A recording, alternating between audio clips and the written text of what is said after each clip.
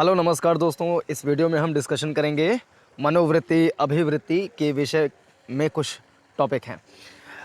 इससे पहले आपको बता दें कि हमारा एक कोचिंग संस्थान खुलने वाला है जिसका नाम है उज्ज्वल कोचिंग सेंटर।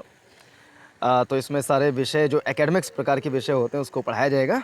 तो आप दिए गए नंबर पर संपर्क कर सकते हैं। ये है उज्ज्वल कोचिंग सेंटर। तो चलिए वीडियो की शुरुआत करते हैं। मनोवृत्ति मीन्स होता है एटीट्यूड। एक तो एटीट्यूड होता है कि सामान्यतः लोग कहते हैं बड़ा एटीट्यूड वाला है, बड़ा एटीट्यूड दिखाता है या बड़ा एटीट्यूड दिखाती है। तो वो एटीट्यूड ऐसा होता है कि मीन्स अगर कोई नखरेबाज है या कोई अवॉइड करने वाला है या कोई नेग्लिजिबल प्रकार का कैरेक्टर जिसका है तो उसको हम कह देते हैं अक्सर करके ये इसका एटीट्यूड बड़ा मतलब हाई रहता है, बहुत एटीट्यूड वाला व्यक्ति है। लेकिन मनोविज्ञान या एथिक्स की दुनिया में जो मनोवृत्ति है, एटीट्यूड है, इसका मीन्स उसको उससे नहीं लगाया जाता है।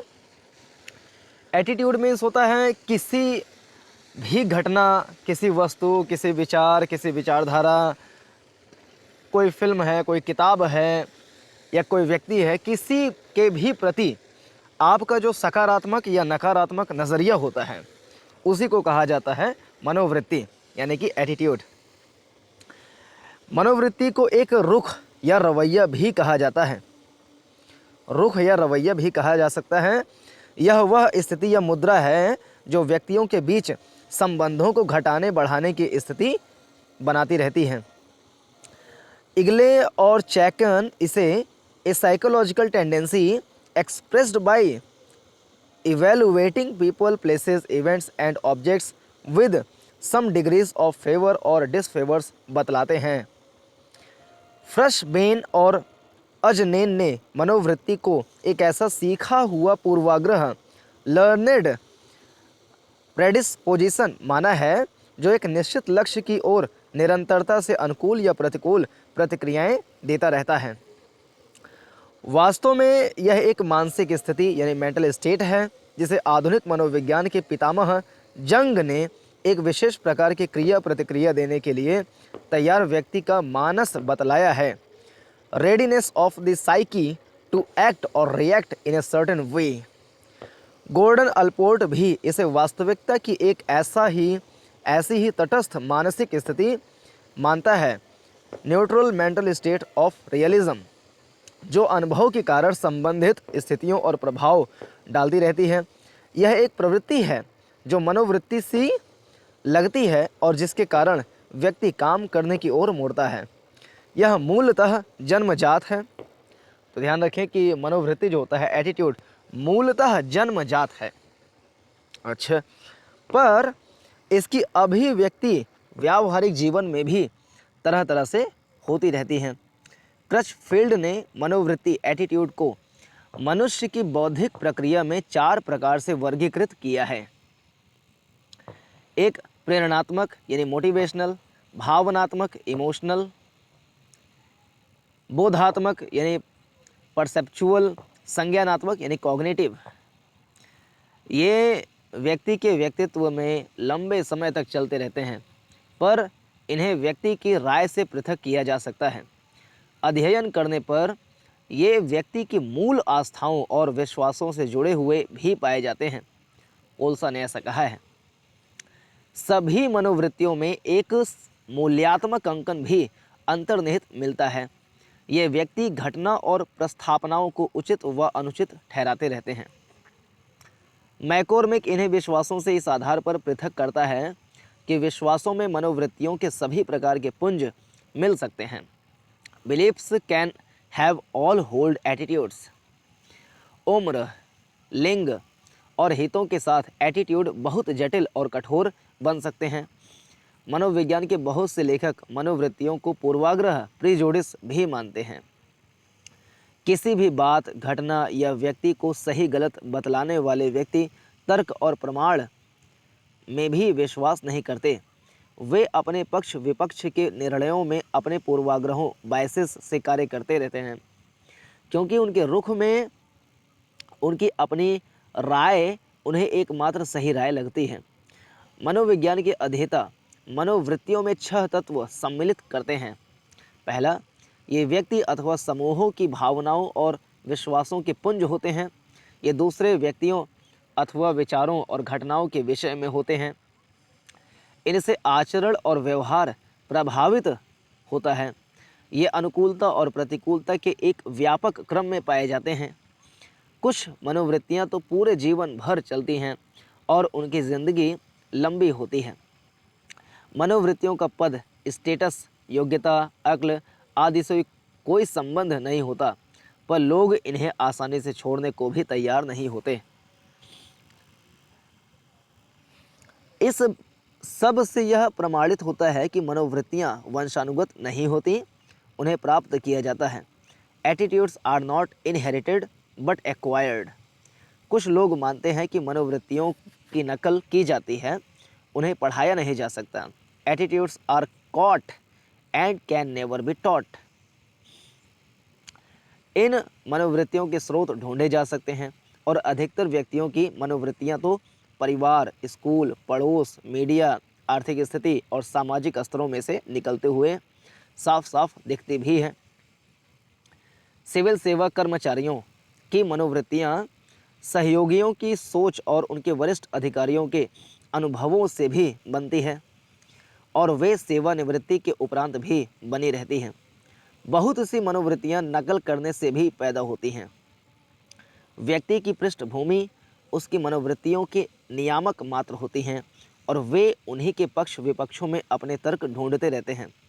सबसे कठिन अनुनय परसुएशन की मनोवृत्ति होती है, जो प्रतिकूल निर्णयों को सहानुभूति में बदलना चाहती है।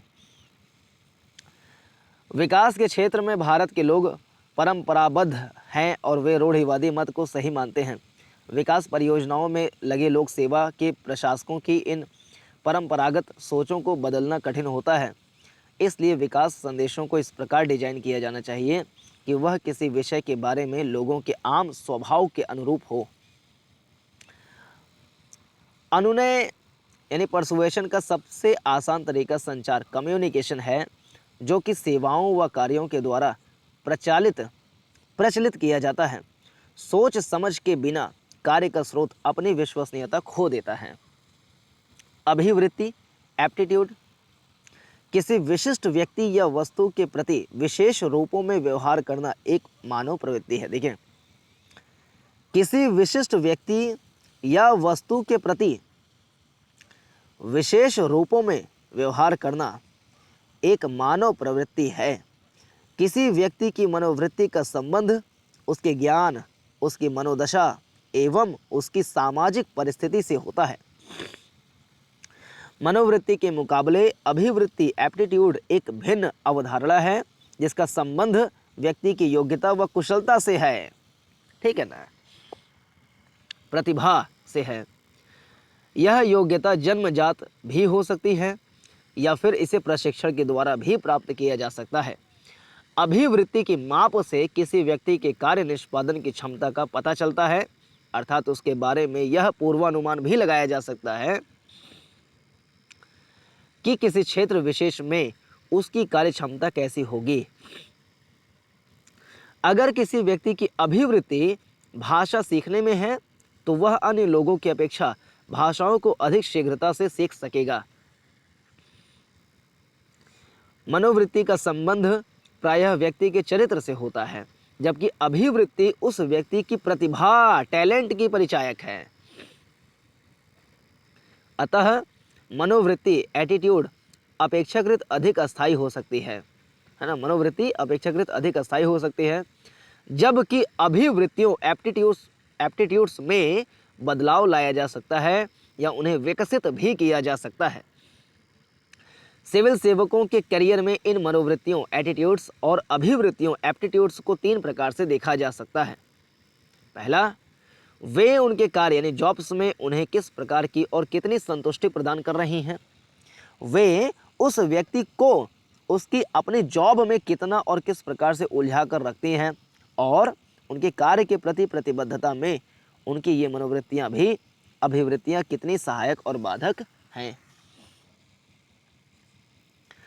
आज का मानव संसाधन प्रबंध, ह्यूमन रिसोर्स मैनेजमेंट पूरे कैरियर प्लानिंग और कैरियर डेवलपमेंट मैनेजमेंट को जॉब संतुष्टि, सेटिस्फैक्शन जॉब के साथ जुड़ाव, इन्वॉल्वमेंट और जॉब प्रतिबद्धता, कमिटमेंट के चारों ओर विकसित कर उत्पादकता परक बनाना चाहता है ना। ज़्यादा से ज़्यादा काम हो, कम से कम ह्यूमन रिसोर्स को लगा करके ज़्यादा से ज़्यादा हम कामों को कर सकें, मिनिमम गवर्नमेंट लगा करके हम मैक्सिमम गवर्नेंस कर सकें। तो ये चीज़ें, मनुष्य कुछ कार्य निष्ठा से मन लगाकर और अधिकतर कार्य बेमन से करता है, उनके परिणाम भी वैसे ही निकलते हैं।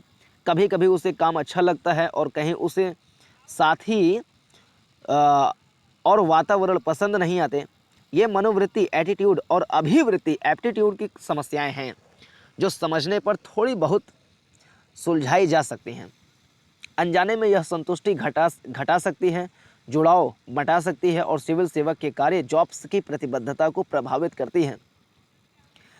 मनुष्य की मनोदशा की ये मनोवृत्तियाँ और अभिवृत्तियाँ जो उसे संतुष्टि देती हैं, उसका काम में मन लगाती हैं तथा वह अपना श्रेष्ठ क्षमता के शानदार प्रदर्शन से उत्कृष्टता पाने की कोशिश करता है। इसका विलोम कर्मचारी को पीड़ा देता है, वह काम करने में कतराने लगता है और सजा के भय से वह कार्य का आनंद, जॉब जॉय जैसी स्थिति पर कभी अनुभव ही नहीं करता। भारत के जूनियर सिविल सेवाओं में चपरासी, क्लर्क, अकाउंटेंट आदि अधिकारी इसके उदाहरण हैं, जिन्हें उनके कार्य में कभी कोई आनंद नहीं आता और वे 4 बजे से ही 5 बजे तक की प्रतीक्षा में काम बंद करके बैठ जाते हैं। किसी भी छुट्टी की घोषणा में उन्हें बेहद प्रसन्नता मिलती है। देखो भैया, छुट्टी हो गई, बल्ले बल्ले। इसी तरह एक उच्च अधिकारी को जो आनंद दूसरों पर बिना बात का रौब गालिब करने या समाज से सम्मान पाने में आता है, उतना उसे अपने काम की सफलता या उत्कृष्टता से नहीं मिलता। आलपोर्ट जब मनोवृत्तियों के कार्यों का उल्लेख करता है तो वह उन्हें ज्ञान, मूल्य और ईगो की अभिव्यक्ति करने वाली उपयोगितावादी मनोदशा मानते हैं। मनोवृत्ति कुछ ऐसी मानसिक स्थितियां होती हैं जो व्यक्ति के द्वारा कुछ भी करने, सुनने या देखने की स्थितियों का निर्धारण करती हैं। ये मनोवृत्तियां ही अभिवृत्तियों से मिलकर कर्मचारी के काम में सार्थकता डालती हैं। वे अधिकारियों को यह आभास करवाती हैं कि वे कितने महान हैं और अपने उलझन भरे वातावरण से अपना अलग रास्ते ढूंढे लेने वाले वे अपने जीवन संघर्ष में कितने सफल और सुखी हैं। अपने आप का बचाव, ईगो डिफेंस का यह कार्य सभी इंसानों में उनकी मनोवृत्तियों को मूल्यवान बनाता है। मनोवृत्तियाँ और अभिवृत्तियाँ सही या गलत नहीं होती, वे तो कुछ ऐसी मनोदशाएं हैं जिनसे व्यक्ति अपने पुरस्कारों को बढ़ाना और सजाओं से बचना चाहता है। इस दृष्टि से उन्हें कुछ साध्यों को प्राप्त करने के साधन भी माना जा सकता है। ये व्यक्ति के मन में खुशी की उम्मीदें और पीड़ा की आशंकाएं जगाती रहती हैं।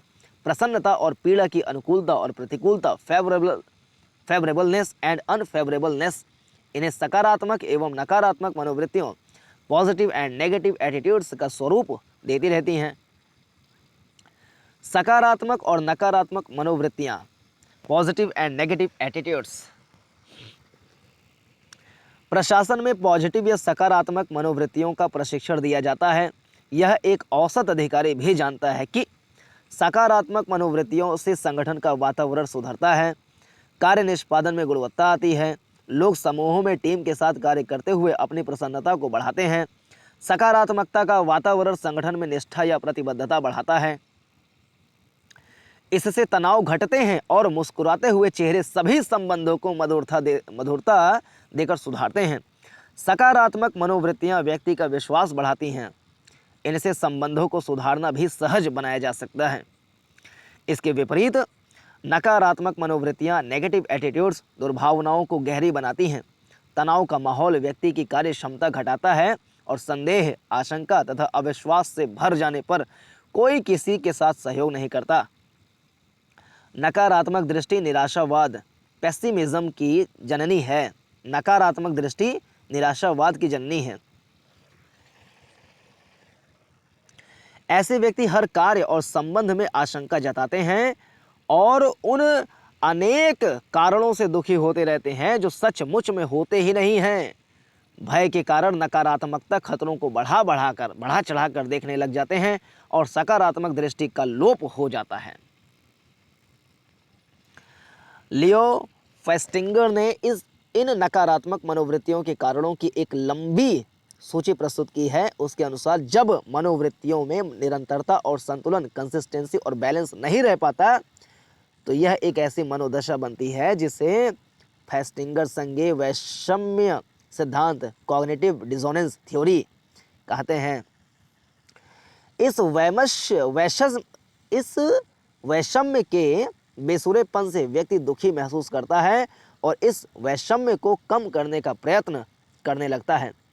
इस संज्ञेय विषमता, कॉग्निटिव डिसोनेंस को बढ़ाने वाले अन्य तत्व हैं कौन कौन से? पहला, अपर्याप्त सूचना, इनसफिशिएंट इंफॉर्मेशन, भय का मनोविज्ञान, साइकोलॉजी ऑफ फियर, पूर्व प्रतिबद्धता, प्रायर कमिटमेंट्स, सार्वजनिक प्रतिक्रियाएं, पब्लिक रिएक्शन, शत्रुता की मनोवृत्ति, हॉस्टाइल एटीट्यूड्स, जिन्हें व्यक्ति सांस्कृतिक वंचना, कल्चरल डिप्राइवेशन से भरे वातावरण में चुभन के साथ महसूस करता है।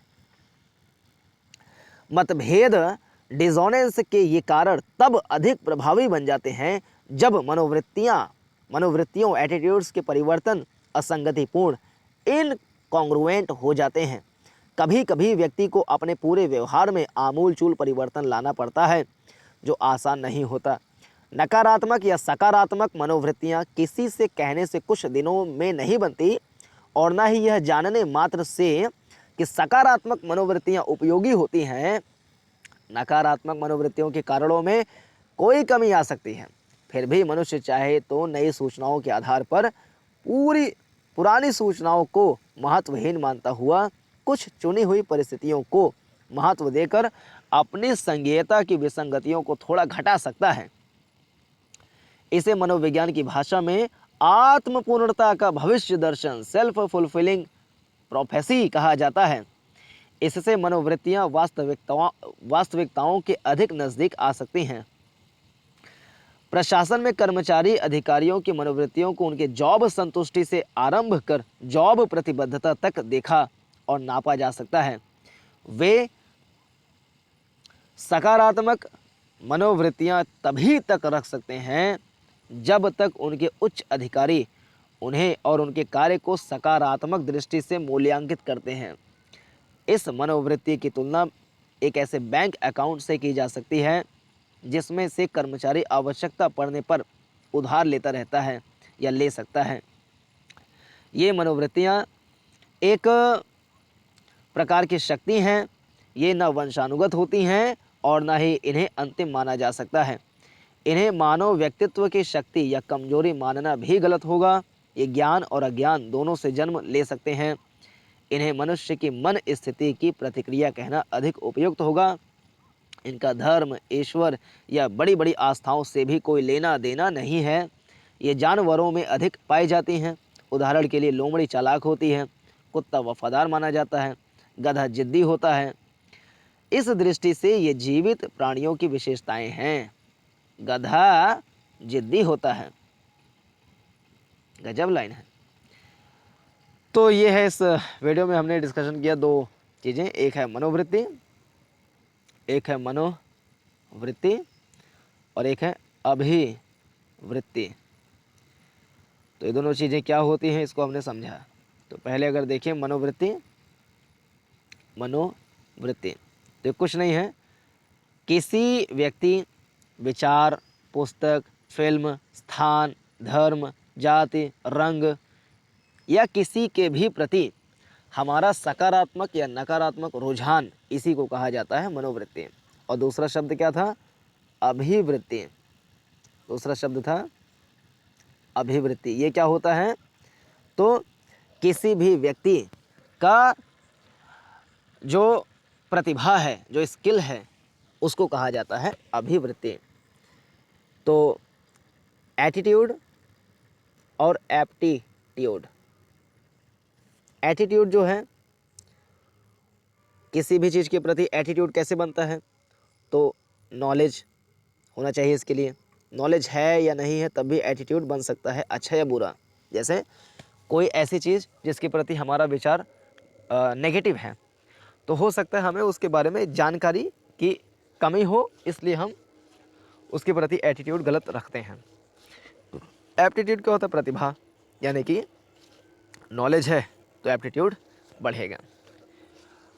एप्टीट्यूड जो है वो जन्मजात भी हो सकती है और इसको प्रशिक्षण के द्वारा प्राप्त किया जा सकता है, मतलब प्रशिक्षण के द्वारा इसमें सुधार किया जा सकता है।